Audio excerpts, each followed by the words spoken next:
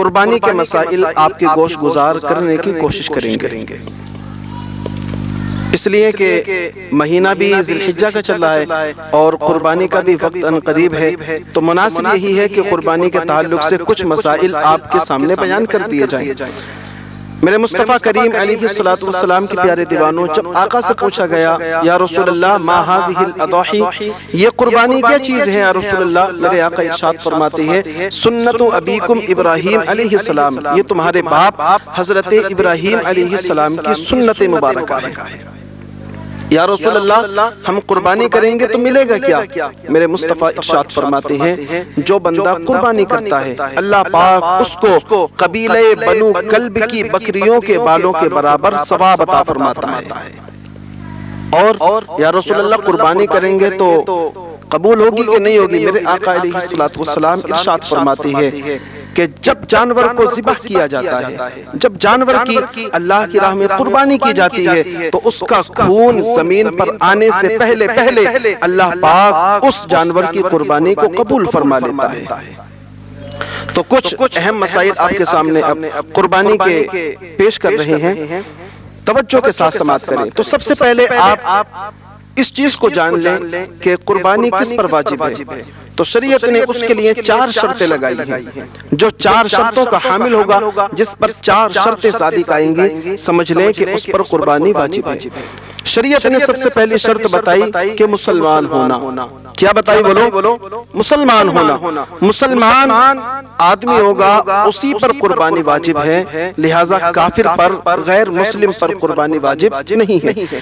دوسری شرط شریعت اسلامیہ نے یہ بتائی کہ وہ آدمی مقیم ہو، آدمی میں عورت بھی آئے گی اور آدمی بھی آئے گا، تو وہ مقیم ہو یعنی مسافر نہ ہو۔ مسافر کہتے ہیں کہ جو اپنے بستی سے 92.5 کلومیٹر کے سفر کے ارادے سے اور 15 دن کے کم کے ارادے سے اپنی بستی سے نکلا ہو، اس کو شریعت کی نظر میں مسافر کہتے ہیں۔ تو وہ مسافر نہ ہو بلکہ وہ مقیم ہو۔ اگر مسافر بھی قربانی کرتا ہے تو اس کی نفلی اعتبار سے قربانی ہو جائے گی، ثواب ملے گا، لیکن قربانی کرنا اس پر واجب نہیں ہے۔ قربانی کرنا صرف اور صرف مقیم پر واجب ہے۔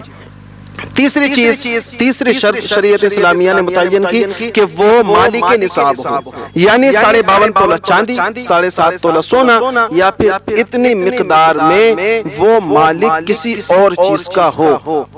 تقریباً شریعت اسلامیہ نے اس کو 38 یا 39 ہزار روپے کے تقریباً میں بیان کیا ہے کہ اگر کوئی حاجت اصلیہ سے فارغ، اگر کوئی 38 یا 39 ہزار کا مالک ہوتا ہے تو پھر ایسی صورت میں وہ مالک نصاب ہو جاتا ہے، اس پر قربانی کرنا واجب ہو جائے گی۔ چوتھی شرط شریعت اسلامیہ نے بتائی کہ وہ آزاد ہو، یعنی غلام نہ ہو۔ آج کے دور میں تو غلام ملتے ہی نہیں ہیں، لہٰذا شروع کی جو 3 شرطیں ہیں ان کو دیکھا جائے، مسلمان ہو، مقیم ہو، مالک نصاب ہو۔ جو بھی ان 3 شرطوں کا اور چوتھی شرط آزاد ہونے کا حامل ہوگا، اس پر قربانی کرنا واجب ہو جائے گا۔ اگر قربانی وہ نہیں کرتا ہے تو ایسی صورت میں وہ گناہگار ہوگا۔ اور مصطفیٰ کریم علیہ السلام تو یہاں تک ارشاد فرماتے ہیں کہ جو مالک نصاب ہو، قربانی کرنے کی طاقت رکھتا ہو، صاحب استطاعت ہو، اگر وہ قربانی نہ کرے تو پھر وہ ہماری عیدگاہ کے قریب نہ آئے۔ سمجھ رہے؟ تو جس پر بھی قربانی واجب ہے وہ قربانی کرے، ورنہ شریعت کی نظر میں وہ گناہگار ہوگا۔ اب کچھ مسائل قربانی کے تعلق سے سماعت کریں۔ ہماری عوام کے اندر دیکھا یہ جاتا ہے کہ وہ اپنے اعتبار سے مسائل شمار کر لیتے ہیں، کوئی بڑا بوڑھا بتا دیتا ہے یا کوئی آس پڑوس کا ہی بتا دیتا ہے، اس کو مان لیتی ہے۔ تو ایک سے ہماری عوام میں غلط فہمی یہ ہے کہ اگر کوئی بندہ 7 حصے کر لیتا ہے، 7 قربانیاں کر لیتا ہے تو اس کے ذمے سے ساری چیزیں بری، ذمہ وہ بری ہو جاتا ہے، ساری چیزوں سے بری ہو جاتا ہے۔ ایسا نہیں ہے، بلکہ شریعت مطہرہ کی روشنی میں جو بھی مالک نصاب ہوگا، اگر وہ 7 حصوں کے علاوہ بھی 8ویں سال رہا تو ایسی صورت میں اس پر 8ویں سال بھی قربانی کرنا واجب ہو جائے گا۔ 7 حصے، 7 قربانی ضروری نہیں ہے۔ کچھ لوگ کہتے ہیں کہ زندگی کے اندر 7 قربانیاں کرنا ضروری ہے، پھر وہ بری ہو جاتا ہے۔ نہیں، جتنے سال بھی وہ مالک نصاب رہے گا اتنے سال تک اس پر قربانی کرنا واجب رہے گا۔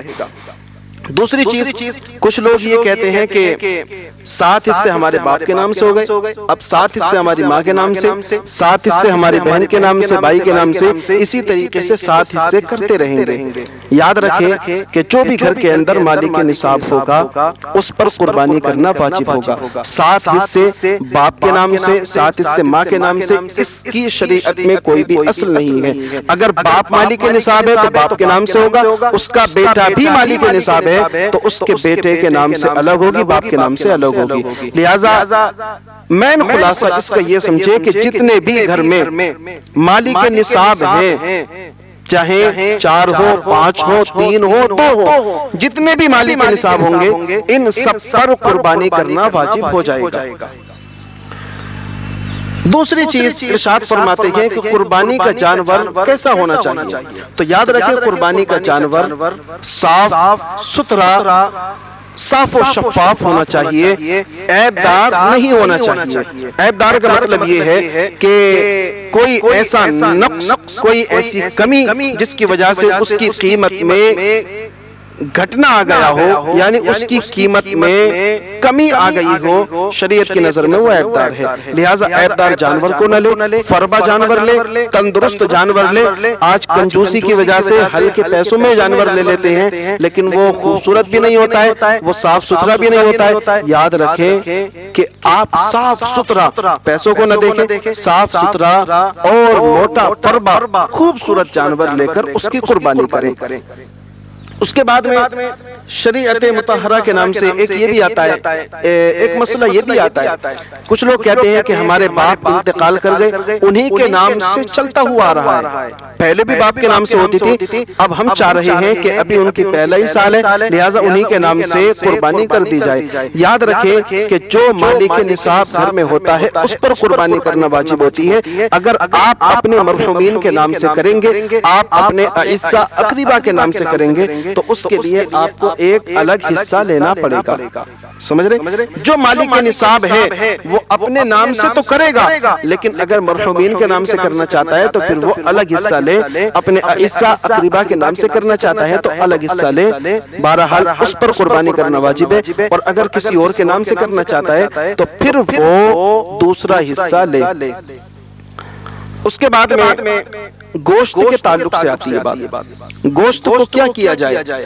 تو شریعت اسلامیہ نے بہتر بتایا کہ آپ گوشت کے 3 حصے کریں، ایک حصہ مسکینوں کے لیے، یتیموں کے لیے، ایک حصہ اپنے عزیز و اقارب رشتہ داروں کے لیے، اور ایک حصہ اپنے لیے۔ لیکن کچھ لوگ مسئلہ معلوم کرتے ہیں کہ حضرت معلومات ہمارے جو تعلقات ہیں وہ زیادہ ہیں، مہمان زیادہ آتے ہیں، لہٰذا آپ یہ بتائیں کہ ہم سارا گوشت اپنے استعمال میں لا سکتے ہیں کہ نہیں لا سکتے ہیں، سارا اپنے خرچے میں لا سکتے ہیں کہ نہیں لا سکتے ہیں؟ تو یاد رکھیں کہ یہ بہتر فرمایا ہے، ضروری اور واجب قرار نہیں دیا ہے۔ لہٰذا جس کے زیادہ تعلقات ہیں، جس کا زیادہ خرچہ ہے، وہ سارا گوشت اپنے خرچے میں بھی لا سکتا ہے، لیکن بہتر یہ ہے کہ وہ 3 حصے کر کے ایک حصہ یتیموں میں، ایک حصہ مسکین، ایک حصہ اپنے اعزہ اقربا میں تقسیم کر کے تیسرے حصے کو وہ اپنی قربانی کے اندر لائے، اپنے خرچے کے اندر لائے۔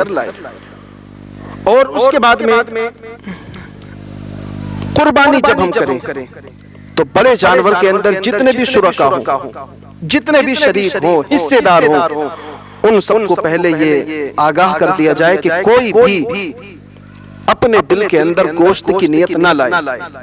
اس لیے کہ اگر آپ گوشت کی نیت لائیں گے، اگر اس اعتبار سے قربانی کریں گے کہ مجھے گوشت ملے گا، تو پھر ایسی صورت میں آپ کی قربانی ضائع ہو جائے گی۔ سمجھ رہے؟ تو قربانی جتنے بھی شرکا ہیں ان تمام شرکا کو یہ آگاہ کر دیا جائے، بتا دیا جائے کہ کوئی بھی اپنے دل میں گوشت کا خیال نہ لائے، بلکہ اللہ کی رضا کے لیے، اللہ کو راضی کرنے کے لیے ہم اور آپ قربانی کر رہے ہیں، گوشت کے لیے نہیں کر رہے ہیں۔ پھر ایک صورت گوشت کے تعلق سے نہیں بلکہ شریکوں کے تعلق سے یہ ہے کہ جتنے بھی شریک ہونے چاہیے وہ سارے کے سارے عقیدے کے پختہ ہونے چاہیے۔ کوئی بھی غلط عقیدے والا ہماری شریک نہ ہو، اس لیے کہ اگر کوئی بھی شریک ہوتا ہے غلط عقیدہ رکھنے والا تو ایسی صورت میں جتنے اور لوگ ہیں ان سب کی بھی قربانی ضائع ہو جائے گی۔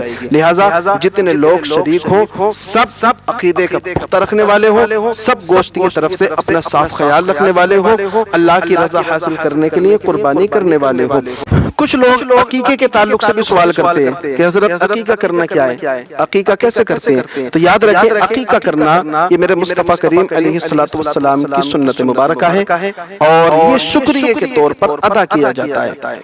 اور یاد رکھیں کہ اگر بیٹا ہے، بیٹا ہوا ہے، اس کا شکریہ ادا کرنا چاہتے ہیں، بیٹے کا عقیقہ کرنا چاہتے ہیں تو پھر آپ بہتر یہ ہے کہ آپ 2 بکرے اس کے نام پر ذبح کریں۔ لڑکی کے نام پر 1 بکرا ذبح کریں، لڑکی کے نام پر 2 بکرے ذبح کریں۔ اور اگر آپ حصے لے رہے ہیں تو پھر لڑکے کے نام سے 2 حصے لیں، لڑکی کے نام سے 1 حصہ لیں۔